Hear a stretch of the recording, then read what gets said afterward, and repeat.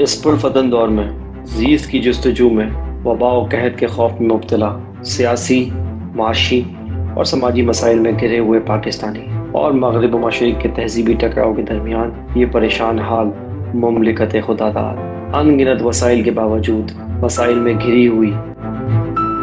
आखिर हकाइक हैं क्या? सच को धुंधला देने वाले हकाइक व वाक़यात, बेदारी शऊर और हक गोई फ़र्ज़ है इस कौम पर, क्योंकि यहाँ लगा हुआ है एक तुरफ़ा तमाशा।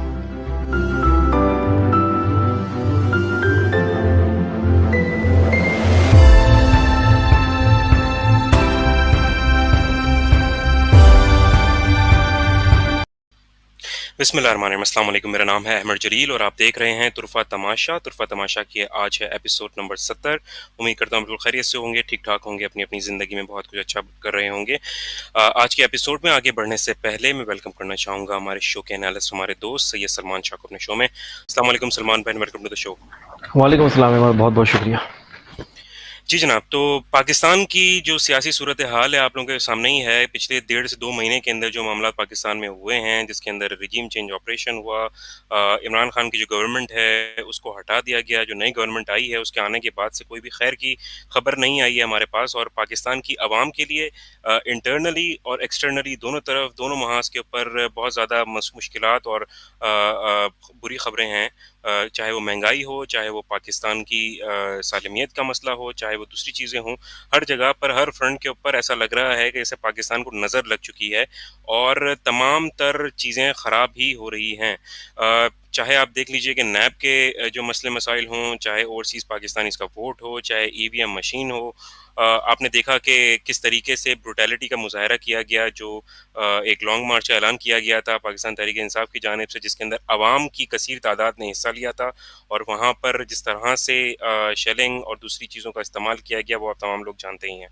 तो इस पूरी सूरत हाल के ऊपर हम बात करना चाहेंगे सलमान भाई से, और सलमान भाई के सामने में काफ़ी सारे सवालात मेरे जहन में जो कि मैं छोड़े जा रहा हूँ कि ये ऐसा क्या हो रहा है। जितने भी शुमारी आ रहे हैं हमारे पास 3.5 साल की गवर्नमेंट में, जो मईशत के मुताबिक वो चीज़ें बेहतर होना शुरू हो गई थी।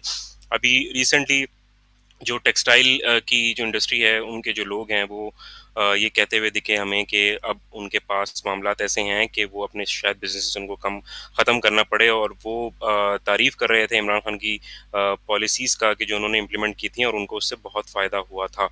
और भी बहुत सारे मसाइल हैं। आपने देखा कि पेट्रोल जो है वो 30 रुपये बढ़ा दिया गया है, डॉलर जो है वो तकरीबन 200 रुपये जो है वो टच कर चुका है, और स्टॉक मार्केट की सूरत हाल भी किसी से ढकी छुपी नहीं है।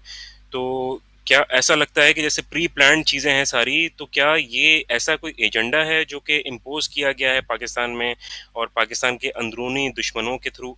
आप ये भी देखते हैं कि इंटरनेशनली अगर बात की जाए तो एक ऐसा फैक्टर जो कि हम नज़रअंदाज बिल्कुल नहीं कर सकते, क्योंकि पाकिस्तान भी एक नज़रिए की बुनियाद पे बना, और वो एक फैक्टर है इसराइल को तस्लीम करने का मामला। पाकिस्तान के ऊपर बहुत ज़्यादा प्रेशराइज़ किया जा रहा है कि पाकिस्तान जो है वो इसराइल को तस्लीम कर ले, जबकि हमारे फाउंडिंग फादर्स जो हैं उन्होंने ये तमाम तर चीज़ें हमें सारी बिल्कुल सूरत हाल वाज़ेह कर दी थी। तो इस सूरत हाल पर भी सलमान भाई थोड़ा-सा आप आगाह कीजिएगा कि इसका तारीख़ी पस मंज़र है क्या? और लोग बहुत सारे, मैंने ये भी कहते हुए सुना है कि वो ये कहते हैं कि जी इसराइल को अगर तस्लीम हम कर लेंगे तो उसमें कौन से मसले वाली बात है, हमें अपनी जो है वो चीज़ें देखनी चाहिए, हमें अपना मुल्क का मफ़ाद देखना चाहिए। ज़ाहिर है मुल्क का मफ़ाद तो अज़ीज़ है, लेकिन क्या हम अपनी जो जो हमारा कौमी नज़रिया है, क्या उसको भी हम भूल जाएँ, उसके खिलाफ चले जाएँ? जी सलमान भाई। जी अहमद, जैसा कि आपने कहा तमीज़ में, मैं आपके आखिरी जो कमेंट्स है उससे शुरू करता हूँ पहले, जो इसराइल वाला मामला है, और फिर हम आगे करंट सिचुएशन तक आएँगे कि क्या है। देखिए, इसराइल का आप ज़रा बात समझें कि हमारे यहाँ असल में तहकीक नहीं करते लोग, और इस पूरे मसले को जो है वो बिल्कुल एक शैलो अंदाज में जो देखा जाता है। मेन स्ट्रीम मीडिया है, उसमें से अभी आपने कभी भी नहीं सुना होगा कि उसने बताया होगा कि भाई इसराइल को हम क्यों तस्लीम नहीं कर सकते, उसकी एक्सेप्टेबिलिटी में और रिकग्निशन में मसला है क्या। तो नज़रियाती मामला है, उम्मा का मामला है। फिर आप उम्मा की बात करते हैं तो जो आपका सेकुलर और लिबर्टार्ड तबका है वो आपके पीछे आ जाएगा। वो कहेगा कि यार आप अपनी इकोनॉमिक कंडीशन देखें, ये देखें, वो देखें। तो ये सारी चीज़ें ना घुट-मुट हो जाती हैं, और उसके बाद बंदा बोलता है चलो यार छोड़ो, इतना गंभीर मसला है, जैसे कश्मीर का मसला है वैसे फ़लस्तीन का मसला है, छोड़ो भाई, ये तो हल नहीं होने वाले, और जाओ। और और अब आगे बढ़ो, और आगे बढ़ने का आपको जो तरीका वो बताते हैं, वो कहते हैं कि यार इसराइल को एक्सेप्ट कर लो, रिकॉग्नाइज़ कर लो और आगे बढ़ो।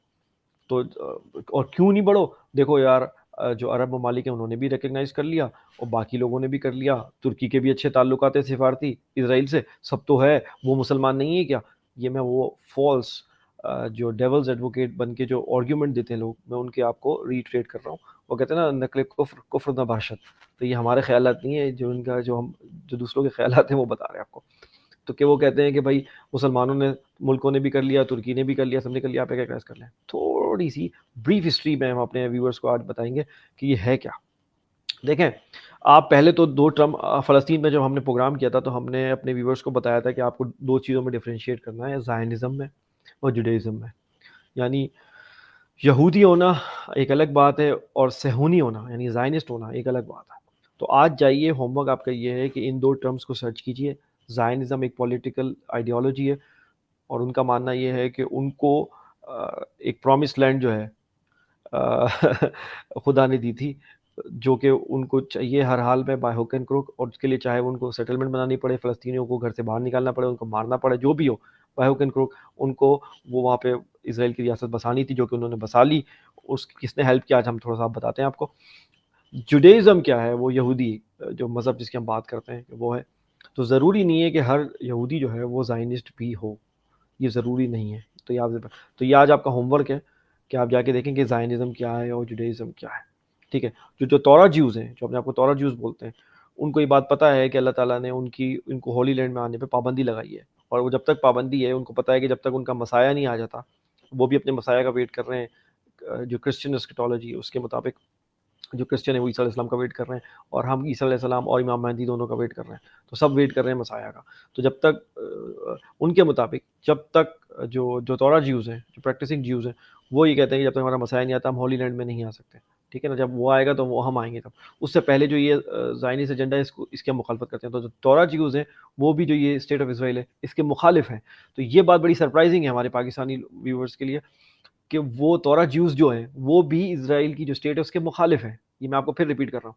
लेकिन हमारे जो लिबरल लोग हैं, जो बिल्कुल पढ़ते नहीं हैं, तहकीक नहीं करते और अंधी तकलीद पे जो है ना बज़िद हैं वेस्ट की, वो ये बोल रहे हैं नहीं, आप एक्सेप्ट कर लो।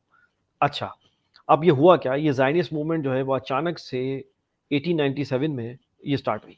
अच्छा, मैं ये महज़ इत्तेफ़ाक नहीं है, हमने पूरे प्रोग्राम किए एस्केटोलॉजी पे रमज़ान में, पिछले से पिछले रमज़ान में, आप जाके वो देख सकते हैं, हमारे यूट्यूब चैनल पे आपको मिल जाएँगे आर्काइव में। उसमें हमने तफ़सील से बात बताई है। 1897 है वो साल है जहाँ पे जो फ़िरौन की मम्मी है वो रीसर्फ़ेस हुई थी दोबारा से, यानी रीडिस्कवर हुई थी। सेम ईयर, उसी साल जो है ज़ायनिस्ट मूवमेंट शुरू हुई 1897 में, और जो 1897 में हुई, तो वो उनके एक लीडर थे ज़ायनिस्ट, जो थियोडोर हर्ज़ल, उन्होंने वो स्टार्ट की 1897 में, और वो करते-करते आगे बढ़े। ठीक है?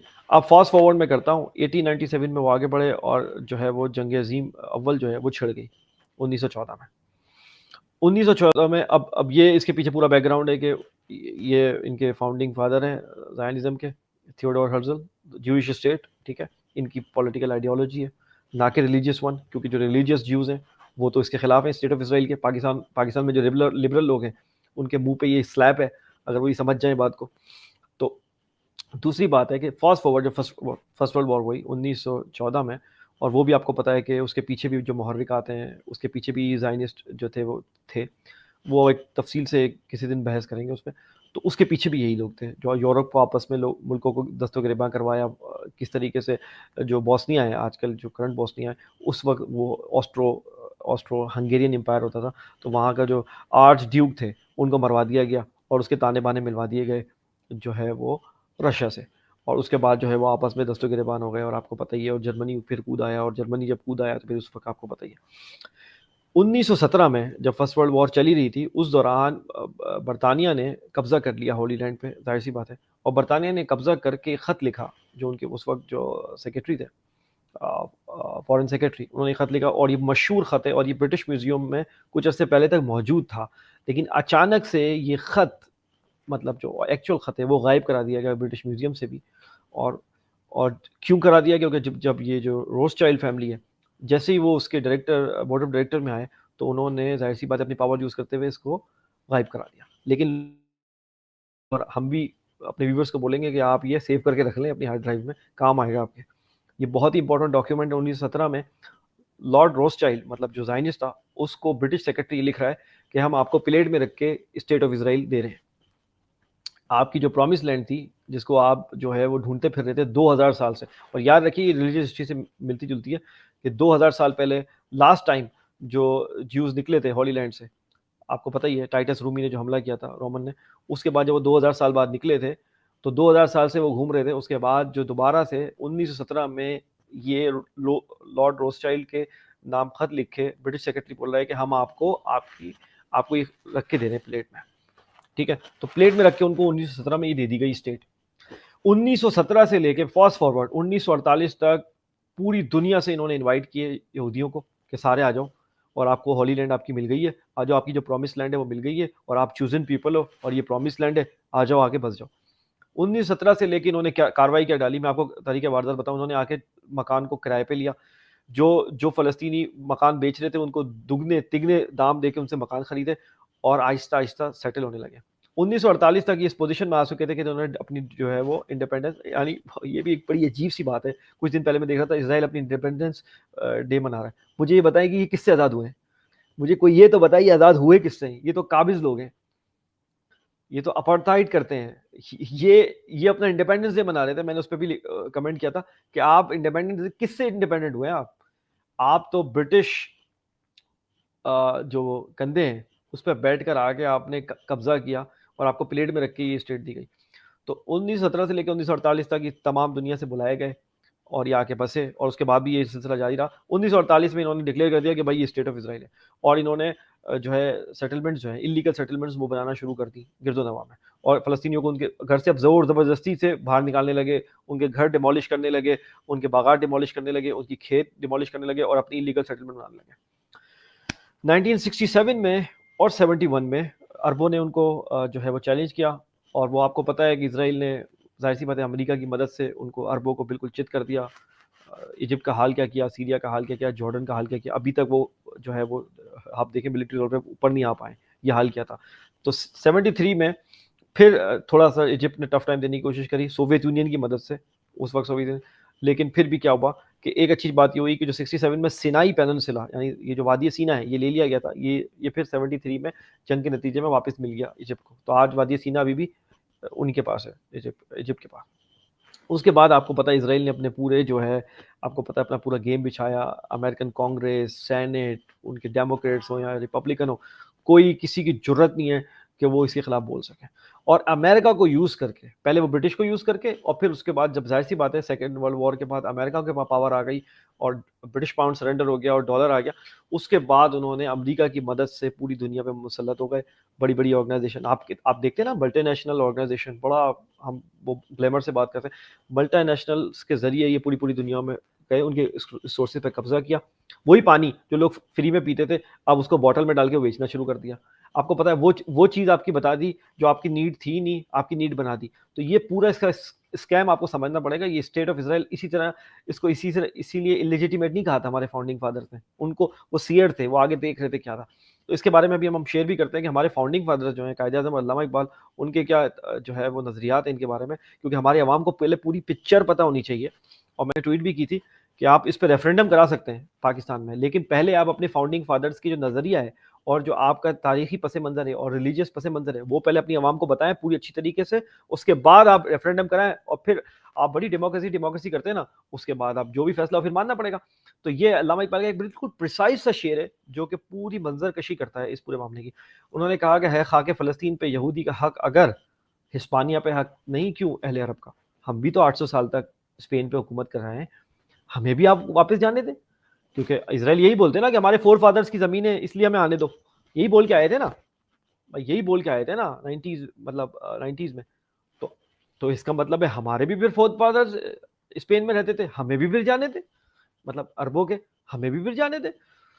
तो इकबाल ने ये क्वेश्चन पोज करके, ये जो हमारे जो लिबरल और लिप्टार्ड और ये जो वेस्टर्नाइज जो हमारा कॉलोनियल माइंडसेट का आदमी है, उसको चमाड़ मारा है कि देखो अगर आप तुम ये बोलते हो तो भाई फिर हमें भी स्पेन में जाने दो।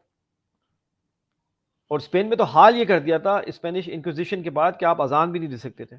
जी। और अल्लामा इकबाल अपनी लाइफ टाइम में वहाँ पे गए हैं और उन्होंने अपने रसूख से मस्जिद कुर्तबा खुलवाई है और अंदर जाके पूरी अपनी ताकत से वहाँ पे अजान दी है और वहाँ पे नमाज पढ़ के आए। तो ये होते हैं नजरियाती लोग, ठीक है। तो ये है हमारा नज़रिया कि हम इसराइल की स्टेट को इलेजिटिमेट मानते हैं। कैसे?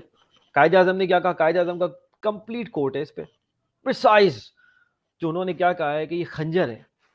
मतलब आप मुसलमान उम्मा के दिल में खंजर घोंपा गया है इसराइल की स्टेट बना के, और ये इलेजिटिमेट स्टेट है।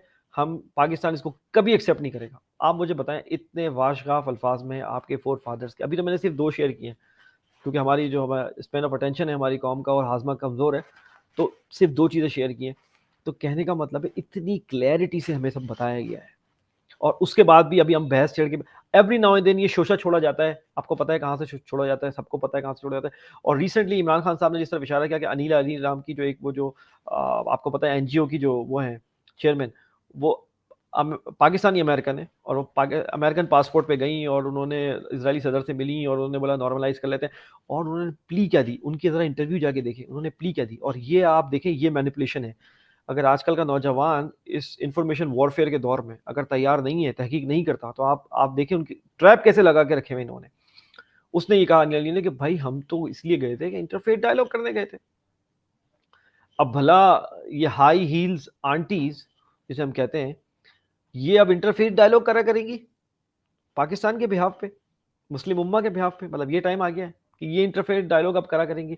और दूसरी बात उसने खुल के बात बरमला की है कि हम एनजीओ हैं फंडेड बाय यूएस गवर्नमेंट, और हम तो यूएस गवर्नमेंट की फंडिंग पे चल रहे। अब मुझे बताएं आपको कि यूएस गवर्नमेंट जी ये अनिल है, और ये देखें, और इन्होंने अपनी वालिद की लिखी हुई किताब जो कायदे आज़म पे उन्होंने लिखी है, जो कि हमने नहीं पढ़ी, और मुझे पूरी तरीके से उम्मीद है कि उन्होंने क्या लिखा हुआ कायदे आज़म के बारे में, वो पेश कर रही है। वो नहीं बता रहे जो कायदे आज़म ने कहा है इसराइल के बारे में, वो नहीं बताया इन्होंने। इनके वालिद ने जो किताब लिखी है कायदे आज़म के बारे में, वो इन्होंने पेश कर दी। और इन्होंने कहा है बरमला कि हमारी एनजीओ ऐसी बात है यूएस गवर्नमेंट के साथ काम करती है, इसका मतलब है फंडेड बाय यूएस गवर्नमेंट है।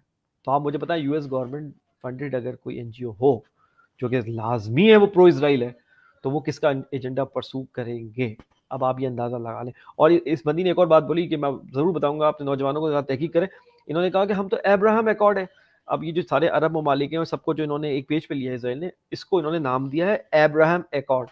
उन्होंने बोला है कि हम सब दीन इब्राहिमी के मानने वाले हैं भाई, ठीक है ना, आप भी मुस्लिम हो, आप भी इब्राहिम अलैहिस्सलाम को अपना फोरफादर मानते हो, हम भी मानते हैं, तो हम इतना क्यों डिस्टेंस करके बैठे हुए हैं?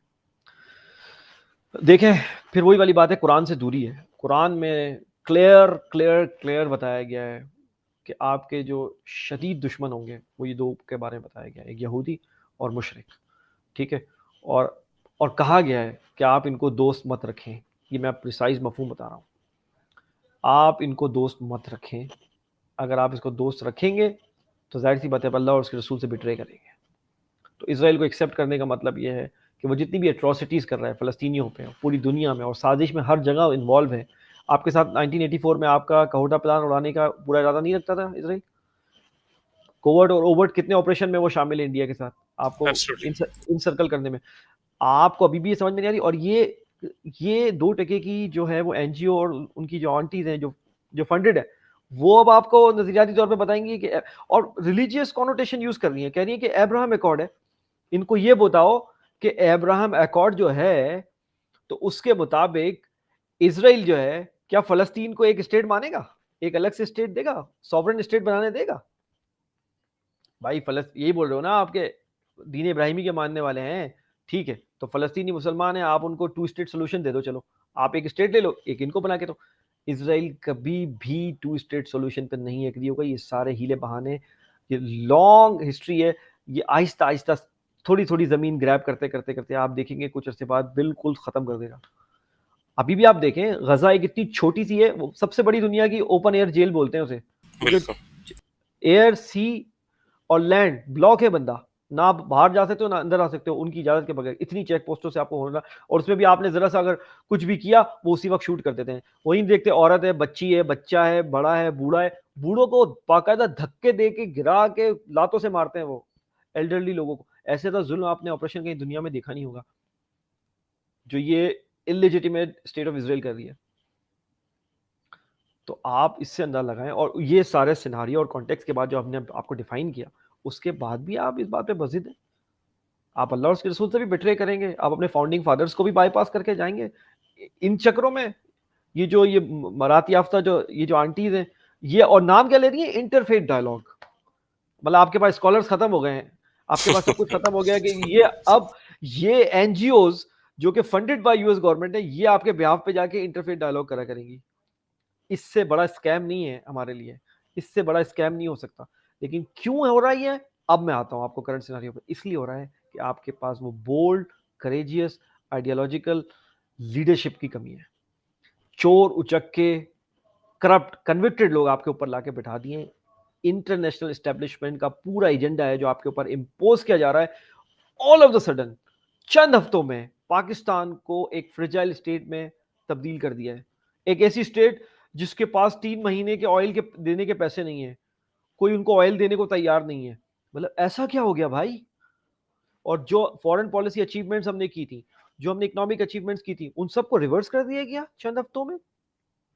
और कोई नहीं कर सकता था, मैं फिर रिपीट कर रहा हूं अमर, कोई नहीं कर सकता था जब तक कि एनिमीज विद इन, अंदर के मीर जाफर और मीर सादिक ना मिले। वो कोई सूरत नहीं है, ऐसा हो ही हमेशा नहीं सकता। ऐसे लोगों ने ही हमें दगा दिया है ना, मुसलमानों को तो जहाँ पर भी मार पड़ी है वो अंदर के मीर जाफर और मीर सादिक की वजह से ही तो पड़ी है, सलमान भाई। जी, वजह फरमाया आपने। और दूसरी बात यह है कि आप ये देखें कि उसी के शेडो में इसराइल को एक्सेप्टेंस और रिकग्निशन की भी बात, ये चाह रहे हैं कि इनके पास टाइम कम है, जल्दी जल्दी जो कुछ हो सकता है वो करते हैं। कुछ चीजें ऐसी कर जाएं जो कि इरिवर्सिबल हो, जिसको आप रिवर्स ना कर सके। इमरान खान साहब आप ही जाएं, अब आप, मैं आपको फेयर कैलकुलेशन बता रहा हूँ। इमरान खान साहब अभी इलेक्शन डिक्लेयर भी हो जाते हैं अगले 1-2 हफ्ते में, और इमरान खान साहब आप ही जाते हैं। और पहली बात तो आपकी लोकल स्टैब्लिशमेंट भी जो है ना, वो इमरान खान साहब से जो है ना वो हाइड एंड सीक खेल रही है, ठीक है ना, हीले बहाने से। अब उनका जो लॉन्ग मार्च था उसका पूरा टेम्पो तोड़ दिया। मैंने आपको क्या कहा था, आपको याद है? मैंने आपको कहा था, ऑफ द रिकॉर्ड भी कहा था, बिल्कुल। कि जी उनको नहीं जाना चाहिए था, 6 दिन बहुत ज्यादा है, 48 घंटे का अल्टीमेटम देते फिर आ रहे। देखें, आपने कभी कोई रेवोल्यूशन देखा है अमर? आपने कोई रेवोल्यूशन देखा है जो कि एयर कंडीशन कमरों में बैठकर ट्वीट करने से आ जाए?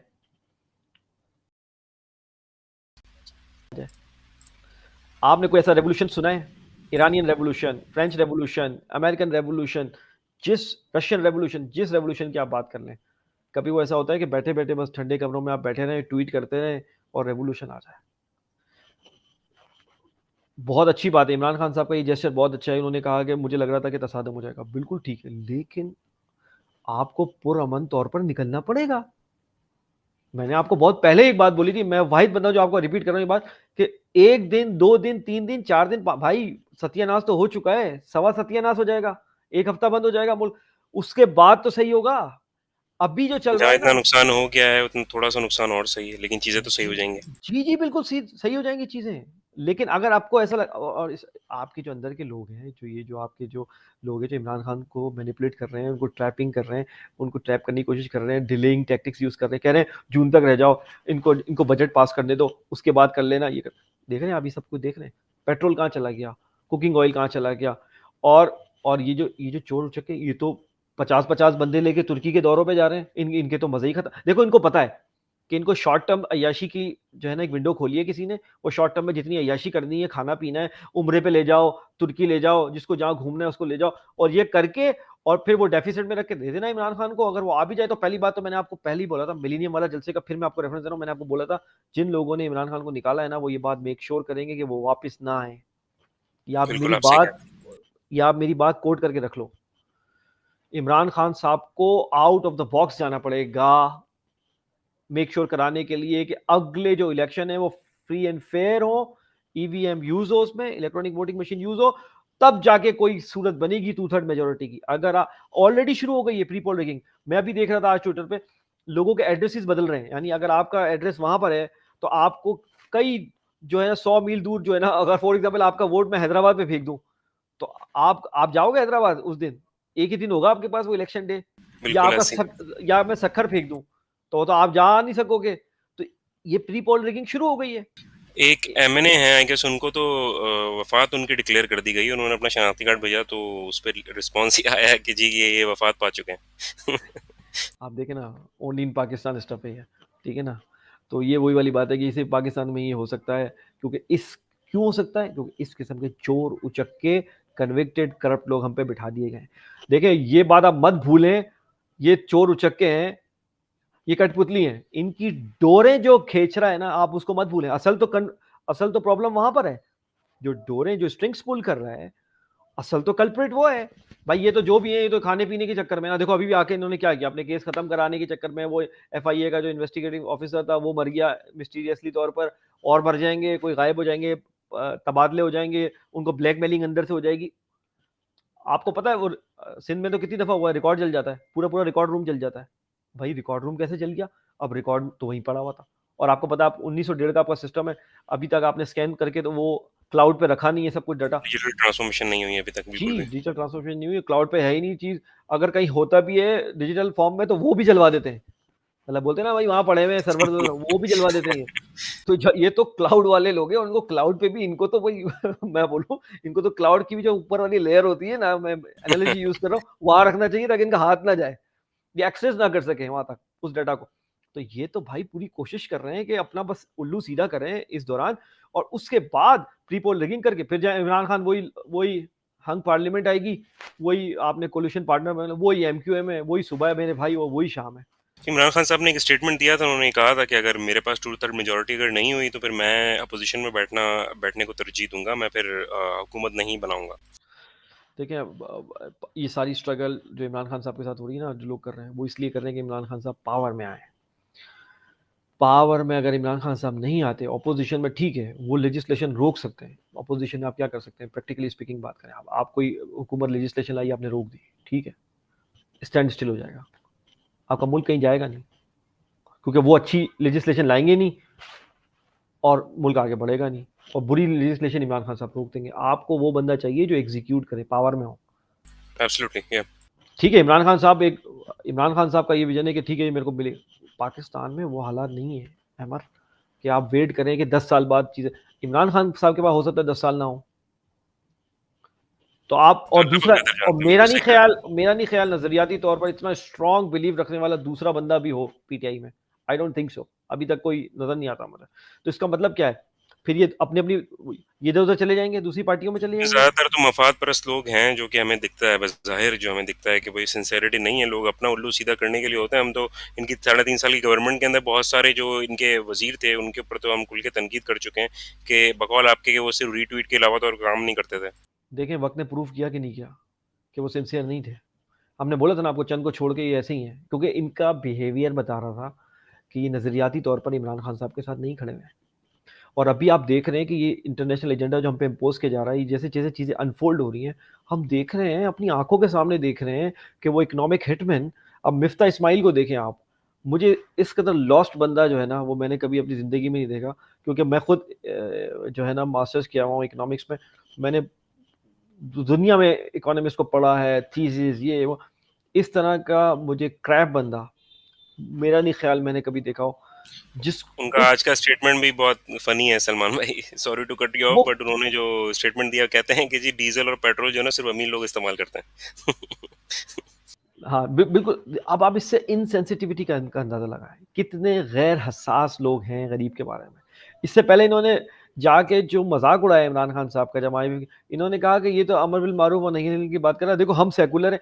भाई आपके मुल्क में मसला ही यही है, आपका पढ़ा लिखा जो बंदा है ना, जो जरा सा पढ़ जाता है वो सेकुलर हो जाता है। पढ़ाई का, तालीम का मतलब ये कहाँ है कि आप जो है वो उस तरफ चले जाओ। आपके यहाँ कामयाब आदमी की निशानी यही समझी जाती है कि यार वो क्लीन शेव हो जाए, नमाज नमाज छोड़ दे, वो बिल्कुल रिलीजियस लेस हो जाए, ये देखो बंदा, ये बंदा है। पहले ये क्या है, ये कॉलोनियल माइंडसेट, ये कॉलोनियल माइंडसेट है मेरे भाई। इससे बाहर जब तक आप नहीं आएंगे, जो हमारा मुल्क नहीं आएगा, और और आप किसी को समझाने जाएंगे ना, अब मैं आपको बताया, हम आज पूरी हमने कॉन्टेक्स्ट बताया, हिस्ट्री बताई इसराइल को एक्सेप्ट करने की। अब आप इस कॉन्टेक्स्ट में रखें, उसके बाद आप रेफरेंडम कराएं, एजुकेट करके, बेदार करके लोगों को, उसके बाद आप रेफरेंडम कराएं। मैं आपको गारंटी से बोल रहा हूं, ओवरवेलमिंग मेजोरिटी, 95% से ऊपर बंदे जो है ना, वो ये बात करेंगे कि आप नहीं एक्सेप्ट करें इसराइल को। पहले आप एजुकेट तो करें यार, अवेयरनेस फर्स्ट स्टेप है, बेदार तो करें, जो हमारा काम है शऊर को बेदार करना। और अल्हम्दुलिल्लाह हम अपनी ड्यूटी जो है वो अदा कर रहे हैं, जहां तक ये जो है अजान पहुंचे। इकबाल ने यही कहा था ना, कि या तो खाक की आगोश में मनाजात, या तकबीर मुसलसल, या अफलाक में तकबीर मुसलसल। हम तकबीर मुसलसल दे रहे हैं, हम मुसलसल अजान दे रहे हैं, या तो फिर आप खाक की आगोश में बैठ के मनाजात करते रहे बस।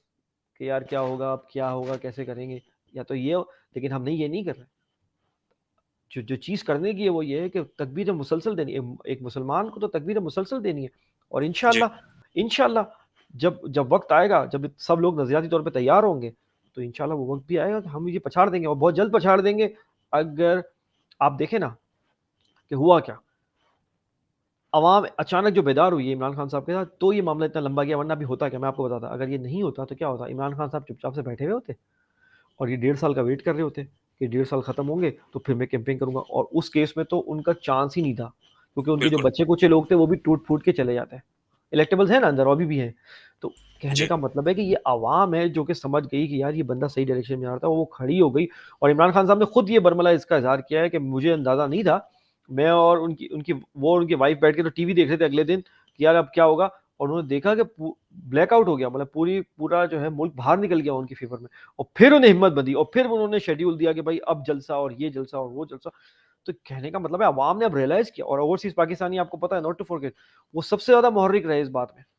और उन्होंने, और जाहिर सी बात है, उनको बिल्कुल, उनको 90 लाख ओवरसीज पाकिस्तानी एकदम वाइप आउट कर दिया कि भाई आप बस सिर्फ रेमिटेंसेस भेजें, आप मुल्क चलाएं, आप जो हमारा करंट अकाउंट डेफिसिट है ना आपको उसको क्या आप पता पूरा कि करें। मुल्क में क्या चल रहा है? आपको क्या चल रहा है और आपको उसकी फिक्र नहीं करें भाई। और इमरान, और एक और मैं आपको बात बताऊं, नॉट टू फॉरगेट, ये जो डाइवर्जेंस क्रिएट की जा रही है ना छोटी छोटी, कभी वो ऑडियो लीक कर देते हैं, जरदारी साहब की आ गई, मलिक रियाज की आ गई, है ना, मरियम की आ गई, ये अब इससे काम नहीं चलने वाला। ठीक है ना, ये आप करते रहें, ये ठीक है, ये अच्छा है, ये टेक्टिकल लेवल पे अच्छी चीज़ है। स्ट्रेटेजिक लेवल पे आप ये बताएं, मुल्क आपका जा कहाँ रहा है, मुल्क आपका दिवालिया होने जा रहा है, फॉर गॉड सेक। अभी भी होश के नाखून ले लें आप। आपको strong, bold, courageous, ideological leadership चाहिए, जिसका कोई रूहानी असास हो, स्पिरिचुअल, जिसके स्ट्रिंग्स हो। अगर आपकी ये नहीं होगी, मैं कुछ दिन पहले हमने शेख इमरान साहब को कई दफ़ा कोट किया है, शेख इमरान को।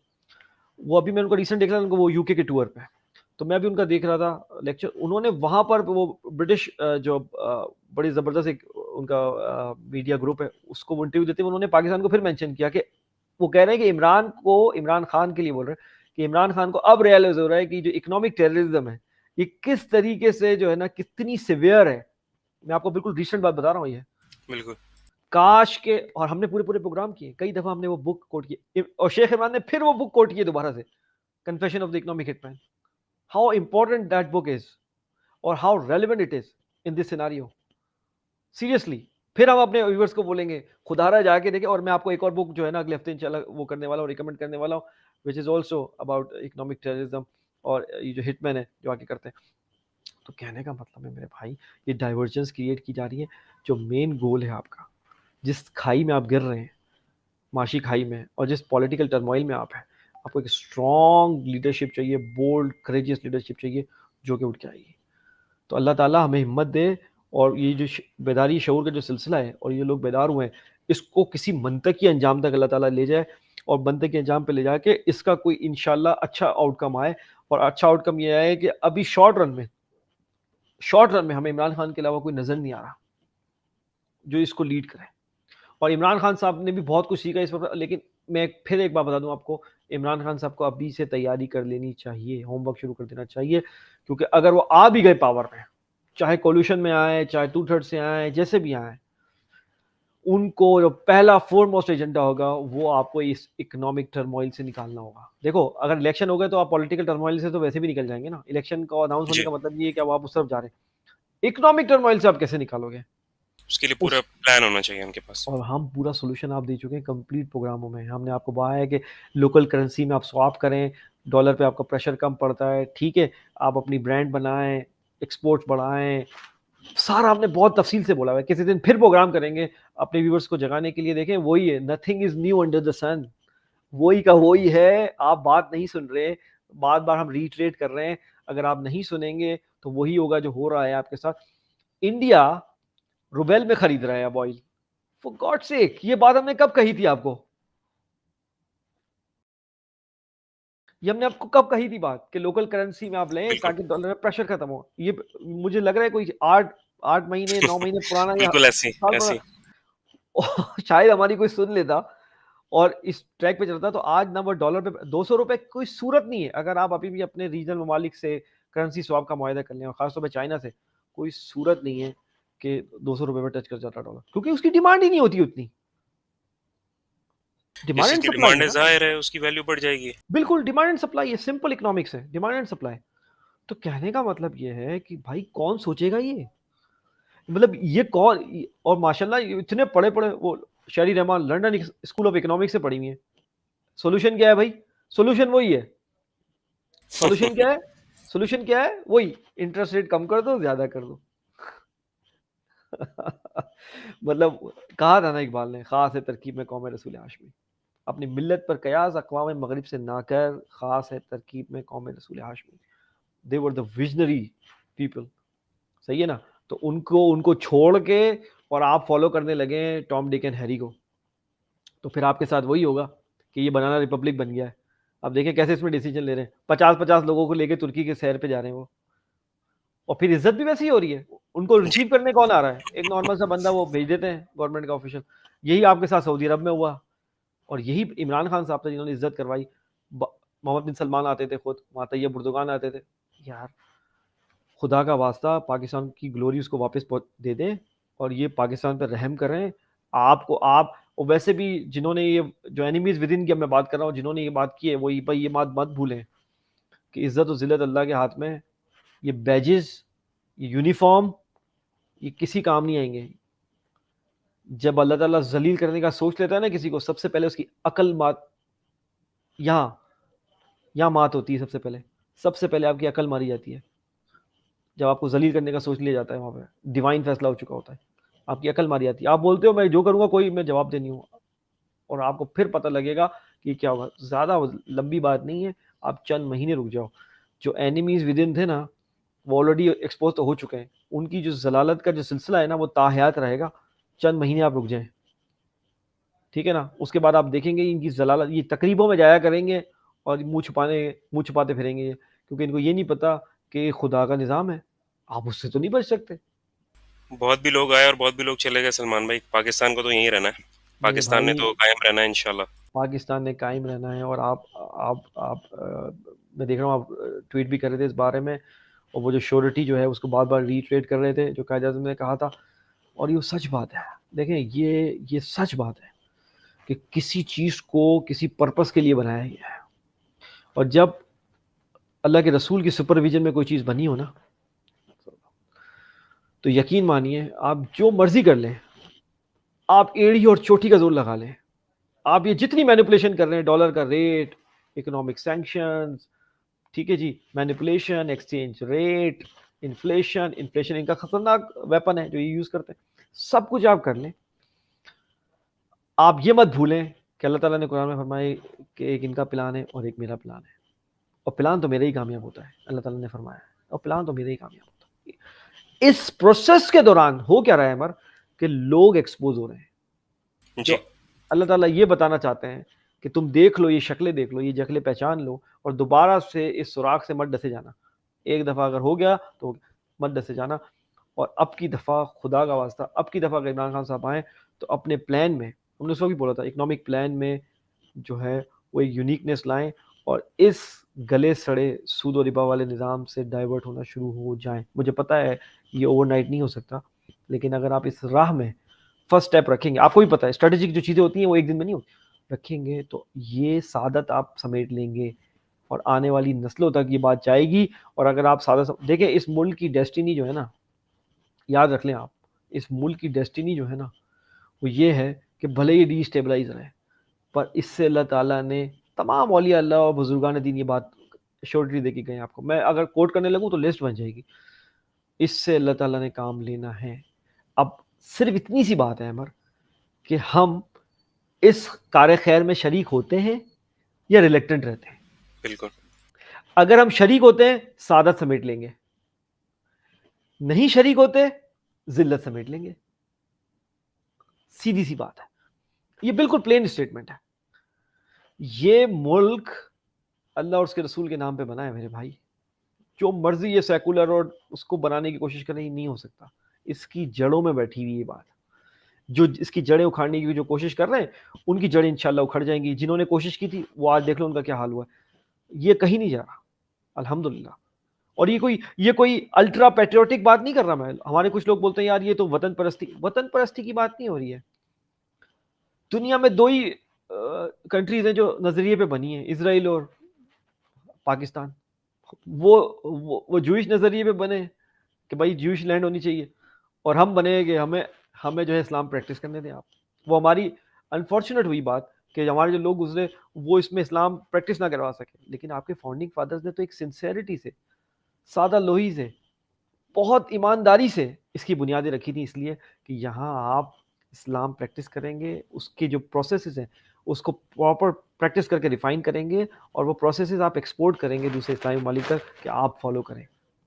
तो जो रियासत मदीना है उसको आप इम्प्लीमेंट करने की बात करेंगे। हम बड़ा मुझे दुख होता है, मैं शफर जरी साहब को कोट करूंगा, जो एफबीआई का चेयरमैन इमरान खान ने जिनको बनाया था। मैं उनकी वीडियो देखा था रिसेंटली, उन्होंने कहा रियासत मदीना टाइप की कोई चीज़ नहीं है। और मुझे बड़ा अफसोस हुआ कि इमरान खान साहब ने ऐसे ऐसे लोगों को चांस दिया जिनका बेसिक बिलीव ही हिला हुआ है। यानी अल्लाह अल्लाह ताला ने कुरान में क्लियर बताया हुआ है कि तुम्हारे लिए तुम्हारे रसूल की जिंदगी बेहतरीन नमूना है। यानी जो तुम्हारे रसूल ने जो किया है, जो स्टैब्लिश किया है, जो फाउंड, वो तुम्हारे लिए सब नमूना है। और इस कदर बिट्रेयल कि खुल के बोलना कि कोई ऐसी तो चीज ही नहीं थी। अल्लाह के रसूल ने वो फाउंडेशन, वो शहर, वो मदीना शहर में वो पूरा स्टेट बना के दिखाई, जिसने आगे अगले 23 साल में पर्शियन एम्पायर और रोमन एम्पायर को, जो बाइजेंटीन रोमन एम्पायर थी, उनको खत्म कर दिया। है कोई पावरफुल चीज? और वो खड़े होकर बोल रहे हैं कि वहां तो कोई कॉलेज नहीं था, वहां तो स्कूल नहीं था। जहां कॉलेज और स्कूल की आप बोल रहे हैं कि नहीं था, जाहिर सी बात है आपको आज का, आप इस कदर सेकुलराइज हो चुके हैं कि आपके जहन में कॉलेज और यूनिवर्सिटी आती है कि एक बहुत बड़ी सी इमारत बनी हुई हो, उसमें एसी लगे हुए हो, उसमें बड़ी सी लाइब्रेरी हो। वहां पे जो था, आपने सुफा के बारे में पढ़ा है? जो सुफा था, जहाँ पे जो ओटा था, जो चबूतरा था, जहाँ पे साहबा को पढ़ाया जाता था, बस वही यूनिवर्सिटी थी। सादगी का आलम था। डिफेंस में उस कराची में डिफेंस में उसके नाम से एक पूरी यूनिवर्सिटी भी बनी हुई है, सुफा यूनिवर्सिटी के नाम से। आप मुझे एक बात बताएं, आप सोच रहे हैं कि वो बड़े बड़े भाई टावर्स लगे हुए होंगे और उसके अंदर फुटबॉल का ग्राउंड होगा, वो उसको मानूंगा मैं। अगर वहां से उल्लू के पट्टे निकल रहे हैं पढ़ के, तो उसका क्या फायदा है? इतने बड़े बड़े यूनिवर्सिटीज से ब्रेन वॉश लोग निकल रहे हैं। आप वेस्ट खुद बोल रहा है कि हमारे जो स्कूल कॉलेजेस हैं वो ब्रेन वॉश और कन्वेयर बेल्ट वाले बंदे निकाल रहे हैं, ग्रेजुएट खुद बोल रहे हैं वो कि ब्रेन वॉश है हमारा एजुकेशन सिस्टम। आपका सिस्टम क्या था? आपका एक सिस्टम ये था कि ये दुनियावी सिस्टम है, यानी जो पढ़ाई है जो किताब से आती है, एक ये था, और दूसरा आपका जरिया था रूहानी। यानी आप जब मेडिटेशन करते थे और जब आप अपने जो स्पिरिचुअल मेंटोर है उसके साथ वक्त गुजारते थे, उस पे से आपको कुछ चीज़ें कश्फ होती थी, यहाँ से आप किताब से लेते थे। ये दो इल्म जब मिलते थे तब जाके इस तरह के लोग बनते थे जिनके हम नाम लेते हैं, मौलाना जलालुद्दीन रूमी रहमतुल्लाह अलैह। इस तरह के लोग उस वक्त बनते थे कि जो कहते थे कि ये जो आई है ना, ये वाली आई, इससे ज़्यादा जो है वो दिल की आंख जो अल्लाह ताला रोशन करता है वो देखता है। तो भाई उस तरफ खुदा का वास्ता, उस तरफ उस असास की तरफ लौटें।